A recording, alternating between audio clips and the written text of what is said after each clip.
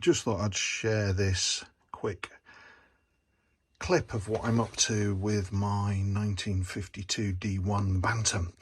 Don't often ride Bantams anymore, but anyway, history. My D1 petrol tank came apart at the seam here and leaked petrol.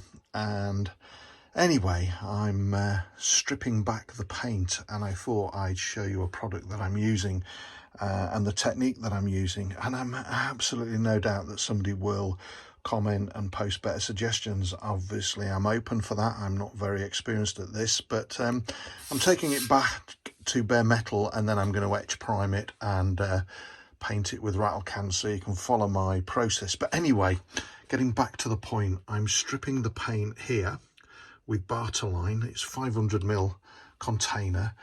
It's just over £7 delivered from Amazon, and the technique is that I'm painting it on quite liberally, and then I'm covering it in cling film so that it prevents the chemical evaporation, because like in anybody's garden shed, it gets quite hot in here, and I found that my first attempt it was evaporating before it had chance to do the job. So anyway, I cover it in cling film, and literally an hour and a half later I use an old oily cloth and I wipe it off, and it literally just brushes off.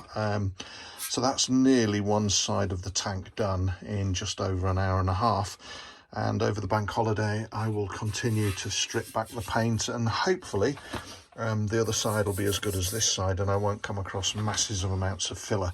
So the next thing I'm going to do, and it's a proven process for me, is I'm going to use some etch primer to seal it in to stop oxidization, and then I'm going to get a RAL coated rattle can the same color as the rest of my Bantam. But anyway, hope you've liked this short video, and please comment and come up with any suggestions about rattle can painting. I've never done it before.